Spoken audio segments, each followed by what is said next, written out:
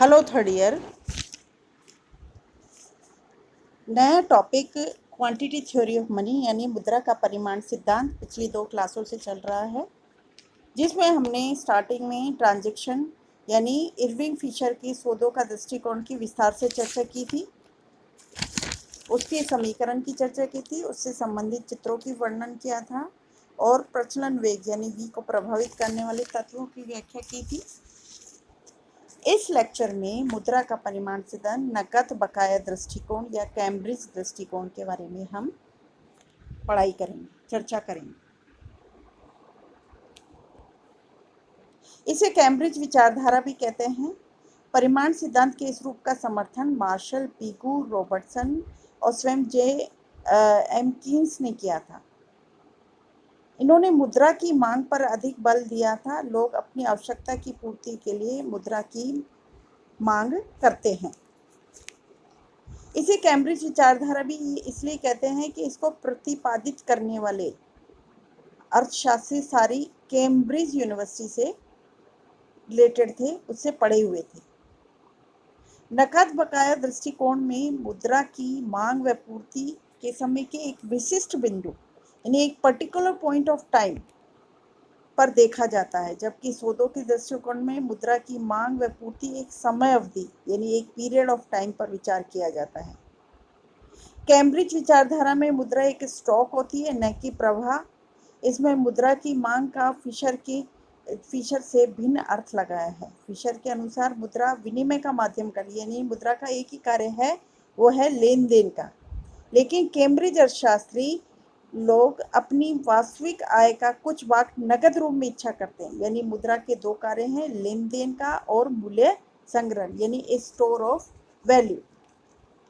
मुद्रा की मांग लोगों की तरलता पसंदगी पर निर्भर करती है। सौदों के प्रयोजन आकस्मिक घटना का प्रयोजन भी शामिल इसमें किया गया है, यानी कैम्ब्रिज विचारधारा में मुद्रा की मांग मुद्रा को रखने की मांग भी मानी गई है। इस प्रकार फिशर की विचारधारा में मुद्रा का केवल एक ही उपयोग है, वो सौदों का विनिमय किया जाता है, जबकि कैम्ब्रिज विचारधारा मुद्रा की मांग के शब्द को अधिक व्यापक रूप में लिया गया है। अब इसको प्रतिपादित करने वाले विभिन्न अर्थशास्त्रियों के समीकरणों की हम विस्तार से चर्चा करेंगे।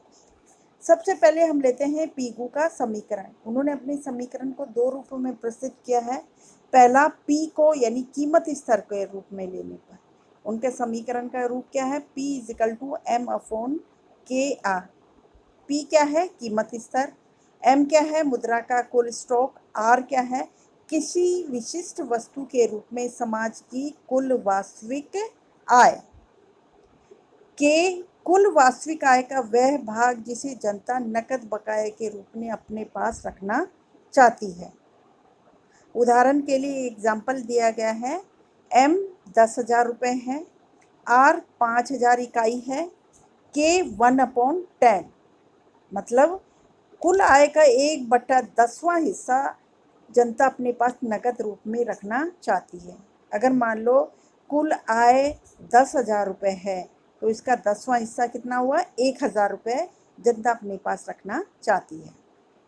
तो P क्या होगा, P होगा 1,000/1/10 गुणा 5,000 यानी 10,000/500 = 20 रुपये, यानी कीमत स्तर कितना हुआ, 20।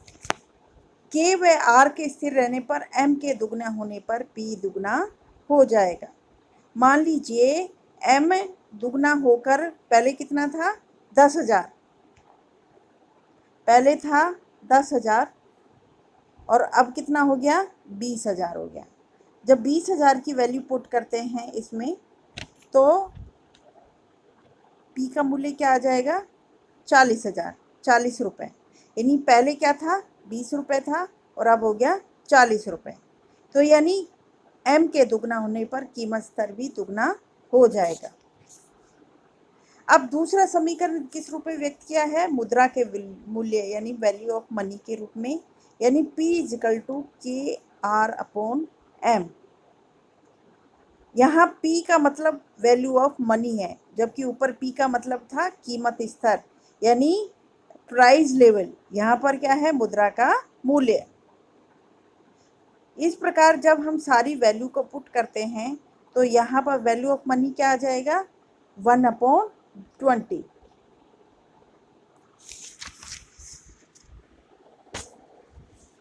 अगर बैंक जमाओं को शामिल कर दें तो पीगू का समीकरण का रूप क्या हो जाएगा, इस प्रकार हो जाएगा, P = K/R ब्रैकेट में C + H 1 - C। यहाँ पर C नकदी का वह अनुपात जिसे लोग कानूनी वैध मुद्रा के पास अपने पास रखते हैं, और 1 - C नकदी का वह अनुपात जिसे लोग बैंक जमा के रूप में रखते हैं, और H क्या है, कानूनी वैध मुद्रा का वह अनुपात जिसे बैंक अपने पास रखते हैं। मान लीजिए C 0.5 है, H 0.1 है। तो इस प्रकार जब सारी वैल्यू पुट करते हैं तो यहाँ पर P क्या हो जाएगा, 36/4/11। अब हम कीन्स के समीकरण की बात करें। कीन्स का समीकरण उन्होंने अपनी book tract on monetary reform में नकद बकाया दृष्टिकोण प्रस्तुत किया था। प्रारंभिक समीकरण उनका क्या था, N = PK। N यानी प्रचलन में करेंसी की कुल मात्रा, स्मॉल p उपभोग्य वस्तु का कीमत स्तर, स्मॉल k उपभोग्य की इकाई का वह संख्या जिसे लोग मौद्रिक रूप में अपने अधिकार में रखना चाहते हैं। तो यानी small p = small n upon small k। k के स्थिर रहने पर p में n के अनुसार परिवर्तन होगा। बैंक मुद्रा को हम अगर शामिल कर लें तो समीकरण का रूप क्या हो जाएगा, small n = small p k small k plus r small k1।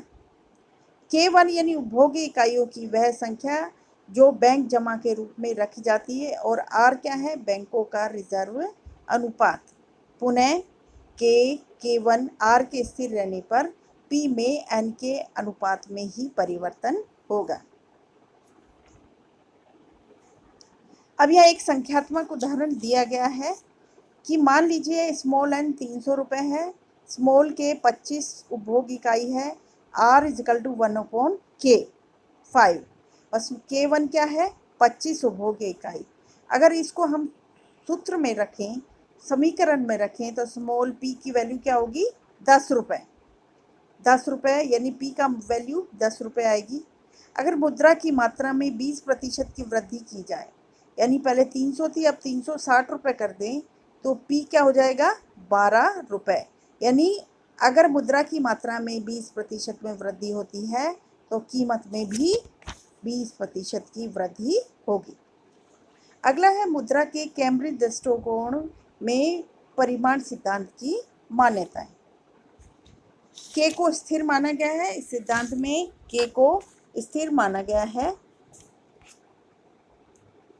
दूसरा, मुद्रा की पूर्ति बाहर से दी गई है जो केंद्रीय बैंक निश्चित करती है। तीसरा, पूर्ण रोजगार की मान्यता, इसमें फुल एम्प्लॉयमेंट की, पूर्ण रोजगार की मान्यता को माना गया है। और चौथा है, कीन्स के अनुसार समीकरण में उपभोग वस्तु की इकाइयाँ ली गई हैं पीगू हुई, जबकि पीगू में क्या ली गई है, कुल वास्तविक आय ली गई है।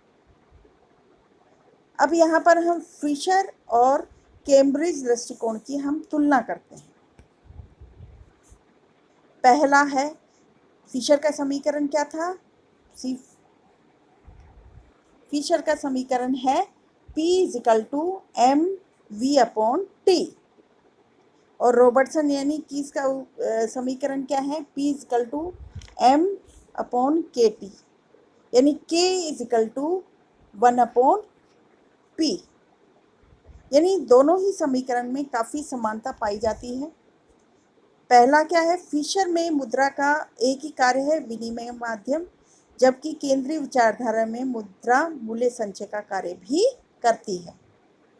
दूसरा, फिशर की एक समय अवधि यानी एक पीरियड ऑफ टाइम पर विचार करता है, जबकि कैम्ब्रिज समीकरण एक समय बिंदु यानी एक पॉइंट ऑफ टाइम पर विचार करता है। तीसरा, फिशर ने टी में सभी वस्तुओं को शामिल किया है, जबकि कैम्ब्रिज अर्थशास्त्री ने उपभोग वस्तुओं को सीमित रहकर अपना विश्लेषण प्रस्तुत किया है। चौथा, फिशर की विचारधारा दीर्घकाल पर आधारित है, जबकि कैम्ब्रिज की अल्पकाल को अधिक महत्व देती है। पांचवा है v = 1/k, जैसे कि ऊपर भी चर्चा की है, k = 1/v, यानी v का अपोजिट k है, k का अपोजिट v है, को मान लेना भी पूर्णतः सही नहीं माना जा सकता। इस प्रकार दोनों में से कैम्ब्रिज दृष्टिकोण अधिक सही है, क्योंकि ये अल्पकाल से रिलेटेड है। दूसरा, मुद्रा के यहाँ पर 2 कार्य बताए गए हैं, पहला लेन देन का, दूसरा संचय का। Thank you.